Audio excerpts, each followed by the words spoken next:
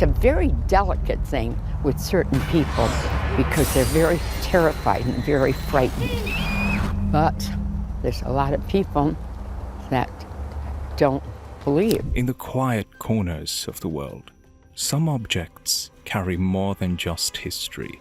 They carry pain. These cursed relics have left trails of destruction, misfortune, and even death. Some were locked away. Others simply vanished, as if waiting for their next victim. These are 7 most disturbing cases related to cursed objects. Some are still missing.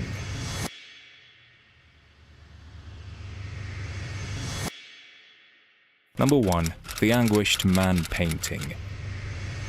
In the early 2000s, Sean Robinson of Cumbria, England, inherited a painting from his grandmother, a deeply unsettling image of a screaming, featureless man bathed in reds and blacks. It's said to be painted with the artist's own blood and tears, a chilling rumor that fits its disturbing energy. The Anguished Man is a grotesque painting of a figure in torment, and it reportedly brings terror to any room it inhabits. His grandmother had warned him never to hang that painting on the wall. The man who painted it mixed his own blood into the oils and killed himself shortly after it was finished. Ignoring her warning, Sean displayed the painting in his home. Almost immediately, things turned dark. Doors slammed on their own. Whispers echoed at night. His wife was pushed down the stairs by something they couldn't see. Their son woke up screaming, claiming a faceless man stood in his room. Eventually, Sean locked the painting away in his basement. But to this day, he refuses to destroy it, believing that whatever it holds is still inside.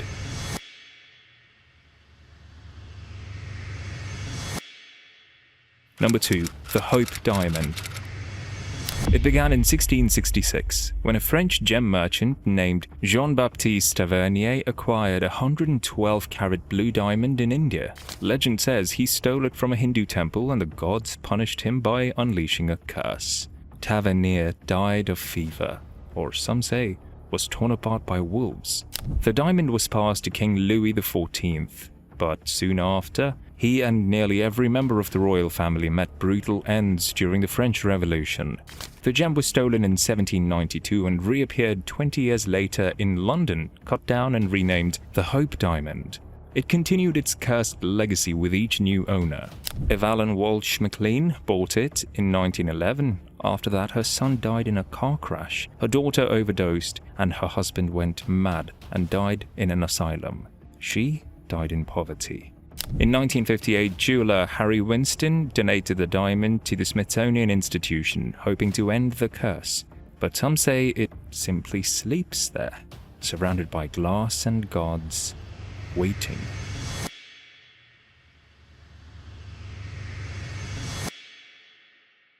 Number 3. The Dybbuk Box. In September 2001, antique store owner Kevin Mannis bought an old wine cabinet from a yard sale in Portland, Oregon. It had belonged to a Holocaust survivor who warned it was never to be opened. Kevin ignored the warning. Once home, strange things began happening. Lights flickered, objects moved, and foul smells filled the air. Then came the dreams, a shadowy figure and a feeling of suffocation. One night he awoke to find welts on his body and heard something growling in his house.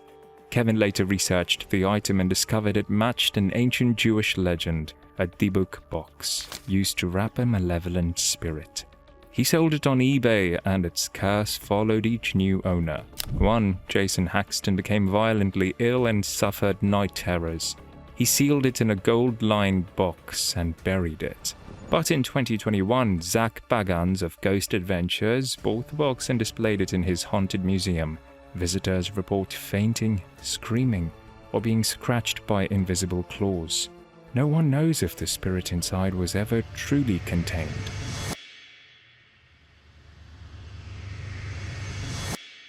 Number 4. The Devil's Bible. The Codex Gigas, also known as the Devil's Bible, is the largest medieval manuscript ever discovered, nearly 3 feet long and weighing 165 pounds. But it's not just its size that terrifies scholars. Created in the 13th century in a Bohemian monastery, legend claims it was written in a single night by a monk who had made a pact with the devil. To avoid execution for breaking his vows, the monk promised to create the most massive book of knowledge in history in one night. Unable to finish it in time, he allegedly prayed not to God, but to Lucifer, who helped him complete the task. As payment, the monk included a full-page portrait of the devil himself, one of the most disturbing depictions from the medieval period. Strangely, every owner of the codex has met ruin. The monastery that housed it was destroyed. Kings who possessed it fell in battle or were overthrown. Today, the book is kept in the National Library of Sweden, but even scholars refuse to read it alone.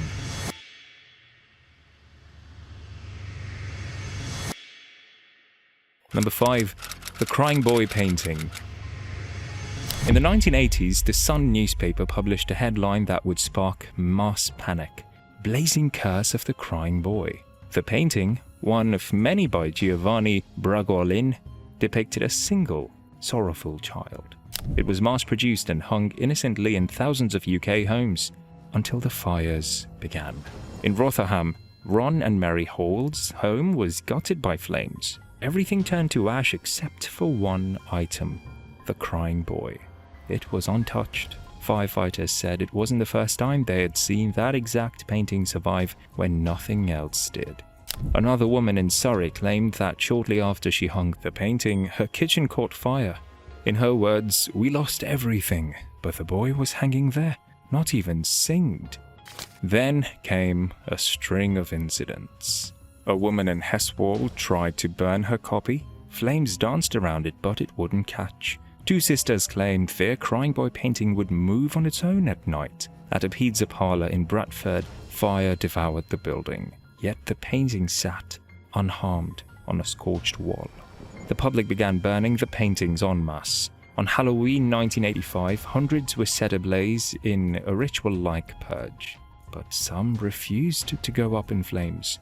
Was the boy just a brushstroke of tragedy, or a vessel for something darker?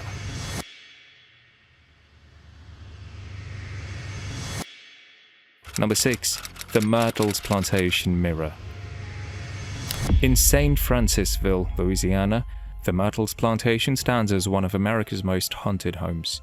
And among its antique decor sits one object that terrifies even seasoned paranormal investigators: a large 19th century mirror.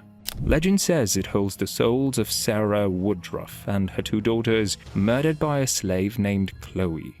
After she poisoned their birthday cake with oleander, it's said their spirits were never properly released. In Southern tradition, mirrors are covered after a death, but this one was forgotten.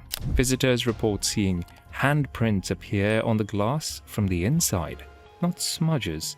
Child-sized prints sliding down as if someone were trying to escape. One guest claimed to see a woman's face trapped behind the glass, silently screaming.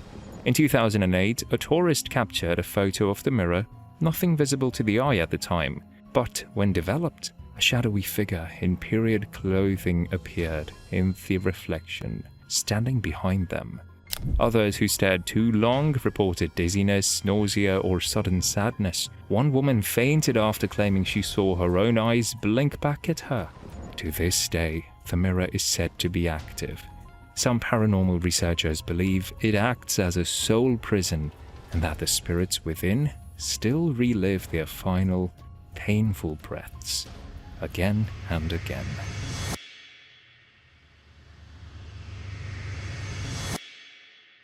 Number 7.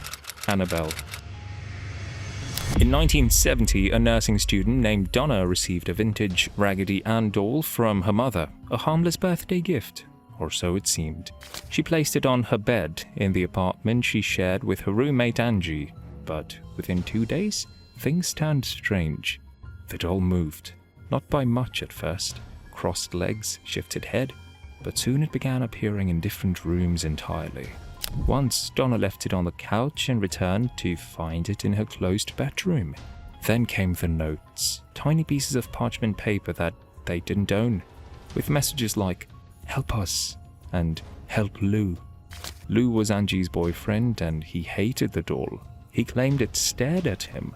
Once he woke up frozen in place watching Annabelle crawl up his legs. Another time, 3 fresh claw marks appeared on his chest. No explanation. Terrified, they called a medium who said the doll was possessed by the spirit of a girl named Annabelle Higgins who died tragically on the property. Out of sympathy, Donna allowed the spirit to stay. That was their biggest mistake. The disturbances escalated. The attacks became darker. Paranormal investigators Ed and Lorraine Warren were brought in, and what they found was worse than a ghost. They said it wasn't a little girl's spirit. It was something demonic, pretending. Its goal was possession. The Warrens took the doll and sealed it in a glass case inside the Occult Museum in Connecticut. It remains there to this day with a sign, "Warning, positively do not open." One visitor once mocked the doll. On the way home, he lost control of his motorcycle and died. His girlfriend said he was joking about Annabelle just moments before. She's still watching, still waiting, and some say her case isn't as secure as it once was. Some cursed objects are locked behind museum glass. Others have been burned, sealed, or hidden away. But a few are still missing, waiting to be found again. Maybe in a forgotten attic. Maybe at a thrift store. So the next time you bring something old into your home, ask yourself, what might already be attached to it?